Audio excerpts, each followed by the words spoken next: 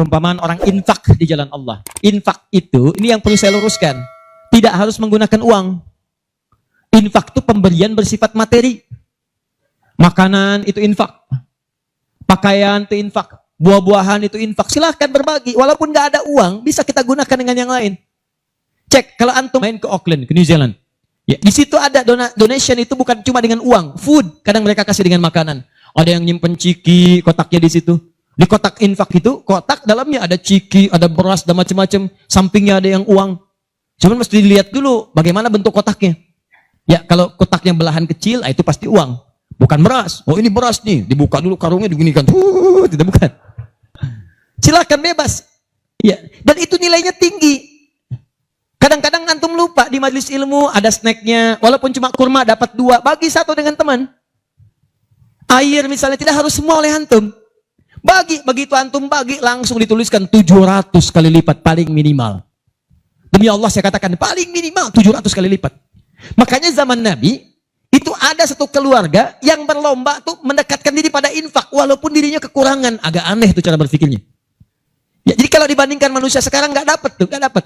Saya mau tanya begini, antum di rumah persediaan, antum punya anak 2. Antum dengan istri, 1 suami, 1 istri, 2 anak. Di rumah ada persediaan makanan untuk 2 anak antum saja. Antum aja nggak makan malam itu, cuma ada anak 2. Untuk mereka, kalau nggak makan, mereka bisa nahan lapar semalaman. Tiba-tiba, antum ditawarkan oleh seseorang, ada tamu nih, mau nggak dijamu di rumah? Bisa nggak? Pertanyaan saya, kalau ada orang yang datang seperti itu ke tempat antum, Mas, ini ada tamu, saya nggak bisa jamu. Bisa nggak antum jamu? Di rumah antum cuma ada makanan untuk anak-anak. Antum pun nggak bisa makan. Pertanyaan saya, dijamu nggak teman itu? Kenapa diam? Dari ahli surga? Kenapa diam? Lihat cara berpikirnya. Kalau cara berpikir kita hanya ke makanan saja, maka kita katakan, Ustaz, anak saya aja dapatnya makanan seperti itu, kami pun nggak makan. Bagaimana bisa diberikan pada tamu? Tapi cara berpikir Tolhah dan keluarganya agak beda. Begitu Nabi katakan ada tamu, kita datang langsung angkat tangan. Duluan ngangkat, padahal yang lain banyak yang punya banyak makanan. Tapi cara berpikirnya, kapan lagi saya dapat 700 lebih? Kapan lagi saya dapat diangkat langsung tangannya? Ya Rasulullah saya. Sebelum yang lain ngangkat, angkat tangannya. Maka diantar kemudian ke rumahnya. Sampai di rumah, istrinya dikatakan, duhai sayang, ada titipan Rasulullah. Bahasanya bukan ada tamu, ada titipan Rasulullah. Allahu Akbar. Ada titipan Rasulullah. Maka istrinya langsung membaca, saya paham. Saya bertugas menidurkan anak-anak dulu, tidurkan. Yang suaminya menyiapkan makanan. Begitu sudah jadi kata suaminya kepada tamu tadi, Anda silahkan makan di sini, saya temani dulu istri saya. Gak enak rasanya, meninggalkan sendirian. Begitu temannya makan, dia berpura-pura makan di bilik yang lain. Membunyikan bunyi-bunyi seakan-akan makan. Begitu sudah kenyang, tanpa mukaddimah yang lain langsung pamit. Terima kasih sudah menjamu saya, semoga Allah berikan pahala. Pamit malam itu juga. Begitu selesai pamit, subuh-subuhnya datang menghadap pada Rasulullah pagi-pagi. Apa yang terjadi? Turun ayat Quran surah 59 ayat 9 sampai 10 itu. Walladzina tabawwa'ud dar sampai ke kalimat wa yu'thiruna ala anfusihim walau kana bihim khasasah. Tuh cara berpikirnya. Jadi kalau antum melihat peluang seperti ini, enak teman-teman sekalian, banyak sekali. Tidak harus uang, pakaian, makanan, macam-macam. Jadi kalau antum beli buah tuh, antum beli 5. Di rumah ada 3 orang. Berarti antum mesti sadar, Allah titipkan yang 2 lagi untuk peluang infak antum. Bukan untuk antum habiskan semua. Kok bisa orangnya cuma 3, beli mangga 5. Siapa yang menggerakkan antum untuk beli 5 mangga? Orang cuma 3. Berarti yang 2 lagi, itu Allah gerakkan untuk mendapatkan pahala. Ada peluang di situ. Lu kepada siapa ya Rasulullah saya berikan? Kepada siapa ya Allah saya infakkan? Ini yang sering keliru. Kata Allah langsung turun. Fi sabilillah. Yang utama itu 5 dulu. 5. Kalau Anda temukan 5 ini, dia peluang infaknya sangat tinggi untuk diberikan. Siapa mereka ini? Ada di Quran surah kedua ayat 215. Paling kanan sebelah bawah. Yas'alunaka madza yunfikun. Mereka bertanya pada Muhammad SAW. Ya, awas, apa yang harus kami infakkan? Pada siapa? Maka turun jawaban, qul ma anfaqtum min khair. Katakan kalau mau infak mesti yang paling bagus. Ini kaidah pertama. Awas, ada peringatan di Al-Baqarah ayat 267. Wala tayammamul khabitha minhu tunfiqun walastum biakhidhihi illa an tughmidu fi. Jangan kamu infakkan pada orang lain yang kamu tidak suka. Melihatnya aja kamu enggak suka, dikasih orang. Antum punya uang 50.000 2, 1, wah masih keras, bagus, luar biasa. Masuk dompet enak dilihat. Yang kedua, wah sudah lecek. dekil of the kumel. Wah, dilihat gak enak, baunya gak nyaman. Tiba-tiba ada orang lewat, Pak, sedekah Pak. Pertanyaan saya, maaf, mana yang antum berikan? Yang lecek atau yang bagus? Tuh. Ingat, kalau urusan zakat mal, berikan yang bagus. Zakat mal, pilih. Paham?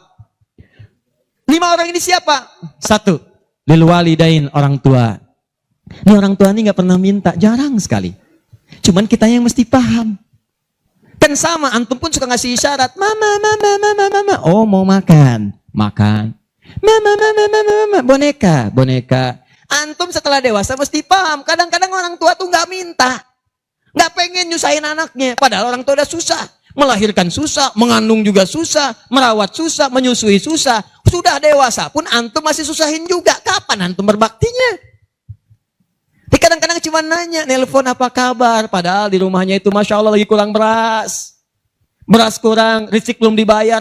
Kirimkan, sebelum diminta kirimkan. Itu begitu antum kirimkan, demi Allah saya katakan. Di hadis Al-Bukhari, di kitab Al-Adabul Mufrad, bukan cuma mendapatkan lipatan pahala kalikan 700 lebih, tapi ridha Allah turun ke tempat antum pada saat itu.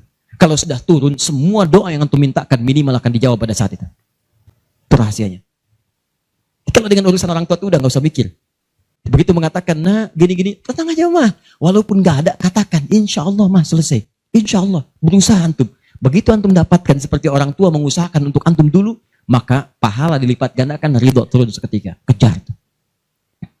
Wal aqrabin, kerabat terdekat. Kerabat dibagi 2. Ada yang tempatnya jauh tapi hubungannya dekat. Punya saudara sekandung, tinggalnya di Palembang, antum di Semarang. Ayo kirimkan. Anak bibi nggak bisa nih pendidikannya, bantu. Antum ada, bantu. Nilainya tinggi. Jangan dikira ringan. Nih bagian kedua nanti kalau saya terangkan banyak nih. Tenang aja, kita masih sampai subuh. Bagian kedua. Saya ikutin deh. Antum jual, saya beli. Ya, cuman saya beli sampai 9:30. Paham? Ayo akrabin. Yang kedua itu, maaf. Golongan kedua akrabin bisa tetangga. Orang yang tidak ada hubungan famili secara mahram, cuma tetangga antum. Tapi kalau yang kedua ini, Allahu Akbar, indahnya Al-Quran. Cek oleh antum, silahkan cek. Walaupun beda agama, itu tetap ada peluang infak. Gak ada ketentuan ini kecuali di Quran. Gak ada aturan ini kecuali di hadis. Buka Quran surah ke-31 ayat 15 paling kiri sebelah atas. Ada anak muslim, orang tua belum Islam, belum dapat hidayah. Kata Allah, urusan untuk ibadah pisahkan. Orang tua jangan paksa, doakan dia, silahkan dakwahi. Tapi urusan dunia, wasahibhuma fid dunya ma'rufa. Wa in jahadaka ala an tusyrika bima laysa laka bihi ilmun fala tuti'huma. Urusan ibadah masing-masing, kalau diajak-ajak enggak usah ditaati, tolak dengan cara yang lembut. Tapi kalau urusan dunia, bagi.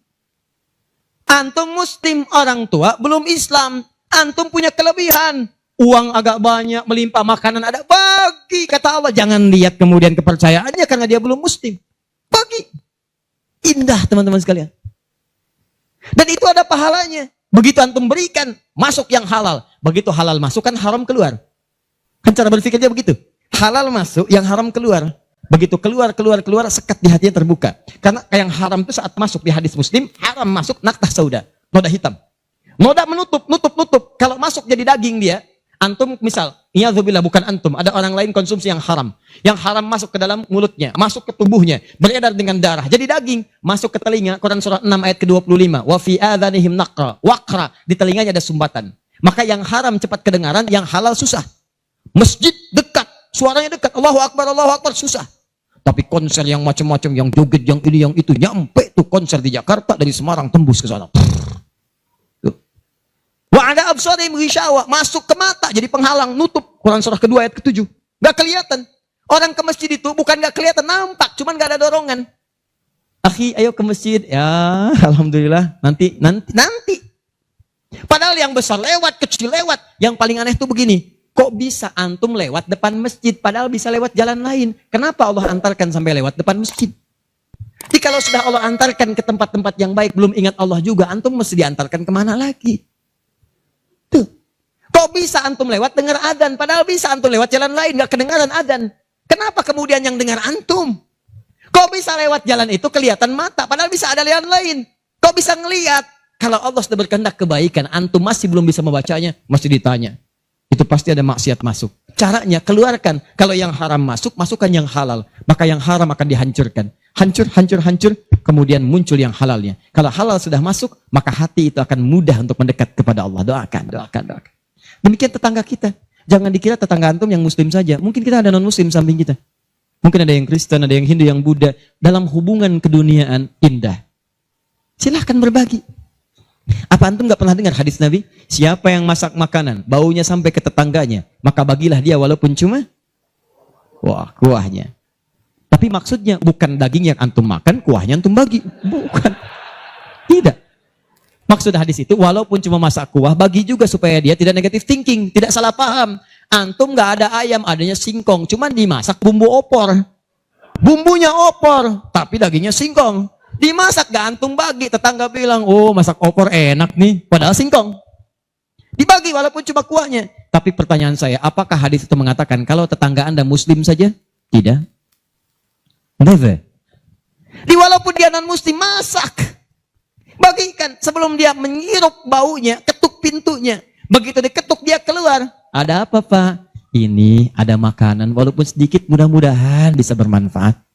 Bapak baik sekali, terima kasih. Bukan baik, Allah yang memerintahkan saya untuk berbagi. Dan saat itulah kalimat Allah mengalir di hati yang paling bening, menghunjam ke jiwanya. Masuk jadi hidayah. Masya Allah, besok-besok dia ketuk pintu kan, Assalamualaikum. Udah bisa Assalamualaikum tuh. Sebelumnya tidak. Begitu dibuka sambil mengembalikan yang kemarin, ya panci yang kemarin dikembalikan. Pak, ini apakah Allah sudah memerintahkan berbagi lagi hari ini? Oh, lumayan. Nggak ada aturan kalau bukan non-muslim jangan bagi. Nggak ada, indah dalam Islam itu. Jadi walaupun anda kasih ke yang non-muslim, pahala dituliskan. Jadi jangan pilih-pilih kalau urusan dunia. Anda masak, di samping Islam, sampingnya lagi Kristen, sampingnya lagi kemudian muslim, non-muslim. Bagi yang muslimnya, yang non-muslim tidak. Begitu dia ngelihat kelewatan dipanggil anda. Pak, kayaknya enak makanannya ya. Memang enak bu, cuman sayang ibu kafir. Oh, kok begitu? Nggak ada. Jadi bagi teman-teman, silahkan. Dan pahalanya ada, indah. Cuman di kita tuh, coba lihat aturan antum bang aja deh. Kita fikirnya kumpulin lagi bab tumbuhan. Sekarang kan lagi musim rambutan ya. Rambutan. Tuh, antum di pekarangan ada rambutan, tumbuh. Pohon rambutan, pekarangan antum. Cuman sayang buahnya ke tetangga antum. Pus ke sini. Maka dalam kaidah fikih disebutkan hakun mushtarak. Ini hak bersama antara antum dengan tetangga. Kenapa? Karena antum keluar rumah kelihatan cuman pohonnya, dia keluar rumah kelihatan buahnya. Dan yang paling menarik, dia udah lihat buah, daunnya jatuh ke bawah. Dan kadang buah jatuh ke sini, membuat dia kesulitan.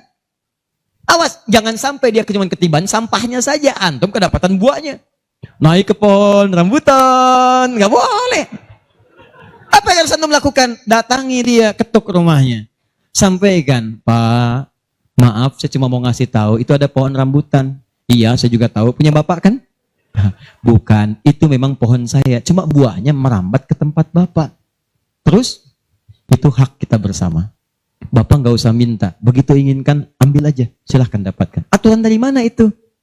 Ini Rasul saya yang mengajari. Nabi Muhammad SAW. Bapak keluar, lihat buahnya. Saya keluar cuma lihat pohonnya. Kalau bapak pengen, ambil aja. Wah, hebatnya Islam. Terima kasih Pak. Insya Allah. Udah insya Allah tuh. Ya. Nanti saya ambil. Udah, pergi tuh. Ambilin. Dan kita senang lihat ya. Begitu diambil, pahala. Setiap satu buah, 700 pahala. Setiap satu buah, 700. Masya Allah. Luar biasa. Dan dia kan gak paham fikih. Belum masuk Islam. Besoknya, ayam antum main ke tempat dia. Ayam. Dia kira hukum ayam sama dengan rambutan. Oh. Nabinya umat Islam baik banget. Kemarin ngirim rambutan, sekarang ayam. Pokoknya. Mungkin ayam itu akan menggendong antum ke surga. Ya? Infak tuh. Nah, pertanyaan saya, antum punya agenda berapa untuk infak tuh? Coba lihat, kadang-kadang kan ada anak yatim samping. Gak usah terpikir banyak uang, pakaian. Buka ya, buka tuh pakaian antum. Masuk ke kamar, buka. Begitu dibuka, berapa banyak koleksi pakaian antum? Cuma pesen ya, cuma pesen satu aja. Mohon maaf ya, maaf sekali. Jangan sampai ada pakaian, walaupun sehelai itu, yang belum pernah dipakai ibadah. Usahakan setiap yang kita gunakan jadi saksi di akhirat bahwa dia pernah dipakai ibadah. Karena semua akan bicara. Tuh lihat kaos, bagian dalam, celana, bagian luar, semua, cek lagi semua. Dan kalau sudah itu antum pakai, ada yang lain gak kepake, bukan gak kepake. Boleh jadi itu dititipkan oleh Allah kepada antum untuk menjadi pahala antum dengan itu. Sebab mudah bagi Allah menitipkan pada yang lain. Kenapa dipilih antum? Seberapa